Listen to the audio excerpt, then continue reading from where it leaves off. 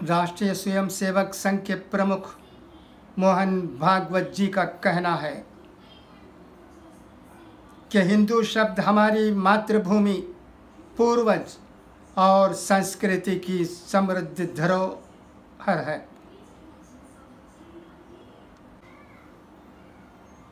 राष्ट्रीय स्वयंसेवक संघ के प्रमुख मोहन भागवत जी का कहना है कि हिंदू शब्द हमारी मातृभूमि, पूर्वज और संस्कृति की समृद्ध धरोहर के बराबर है। हर भारतीय हिंदू है। हिंदुओं और मुसलमानों के पुरखे एक ही थे। मोहन भागवत जी के इस विचार से जमीयत उलमा हिंद के सदर मौलाना अरशद मदनी साहब सहमत हैं। दोनों की बातें हमें सुनने को मिली हैं। इनसे हमें ये मालूम होता है कि हमारे महान भारतवर्ष में रहने वाले सभी लोग एक ही समुदाय के हैं।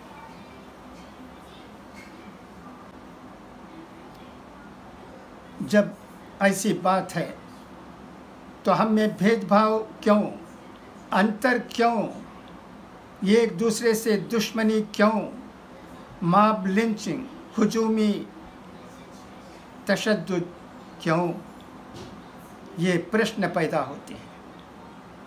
सही तरीके से कोई इनकार नहीं कर सकता। हम तमिलनाडु के भाषा भाषी हैं। ऐसा लगता है कि हम लगभग 2000 साल से इस तमिलनाडु के धरती पर रहते आए हैं। हमारे पूर्वज यहीं के हैं।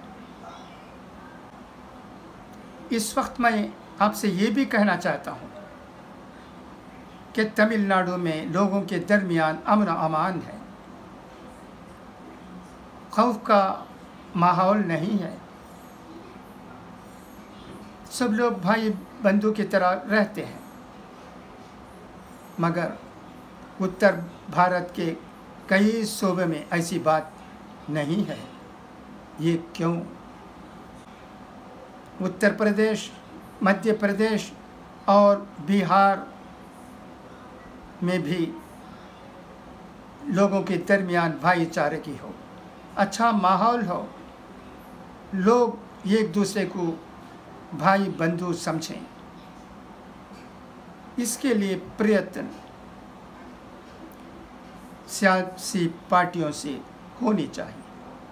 आज जो पार्टी हुक्मरान पार्टी है, उसकी बहुत बड़ी जिम्मेदारी है। उनसे कोशिश होनी चाहिए। इस वक्त मैं आरएसएस के प्रमुख श्री मोहन भागवत जी से ये निवेदन करता हूँ कि वो बीजेपी लीडरों को सलाह दें, मशवरा दें कि वो लोगों को तकसीम ना करें, बल्कि तमाम लोगों को ये लाने के लिए जिन कोशिशों की ज़रूरत है उसे अपनाएं और भारतवर्ष को मजबूत बनाएं। मरहूम डॉक्टर APJ अब्दुल कलाम साहब चाहते थे कि हमारा मुल्क मजबूत हो। उनकी इस आरज़ू को पूरा करना हमारी जिम्मेदारी है। साहित्य से हमें यह भी पता चलता है कि भारतवर्ष को आज़ादी दिलाने के लिए तमाम धर्मों के लोगों से कुर्बानियाँ दी गई और मुसलमान भी सबसे आगे आगे है। यही बात हमें तारीख़ की किताबों में पढ़ने को मिलती है। और बड़ी प्रसन्नता के साथ मैं ये भी कहना चाहता हूँ कि आज़ादी के पहले भी और आज़ादी के बाद भी मुसलमान सारे जहाँ से अच्छा हिंदुस्तान हमारा गाते आए हैं। उनके दिल में हिंदुस्तान की जो भावना है वो बहुत है, उसे इजहार किया नहीं जा सकता। और इस्लाम की ये बात भी सबको मालूम है कि हुब्बुल वतनी मिनल ईमान कहा जाता है। मादरे वतन की मोहब्बत मज़हब का एक उसूल है।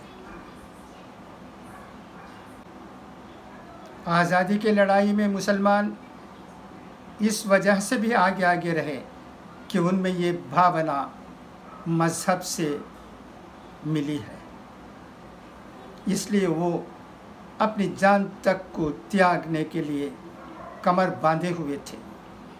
आपको याद होगा कि हमारे पूर्वजों ने हमसे कहा है और तारीख़ की किताबों में भी हमें पढ़ने को मिलता है कि दिल्ली में कई उलमाए किराम सूली पर लटका दिए गए। उनका कसूर सिर्फ ये था कि वो हिंदुस्तान से प्रेम करते थे और आज़ादी के लिए आवाज़ बुलंद करते थे। ऐसी कुर्बानियों को कौन नज़रअंदाज कर सकता है, कौन भुला सकता है।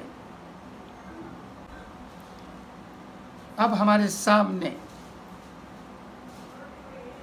आरएसएस के प्रमुख मोहन भागवत जी का वो बयान आया है कि हम सब एक हैं, तो हिंदुस्तान में रहने वाले तमाम लोगों को एक होकर इसका इस्तक़बाल करना चाहिए और तमाम लोगों से ये प्रयत्न होना चाहिए कि हमारा मुल्क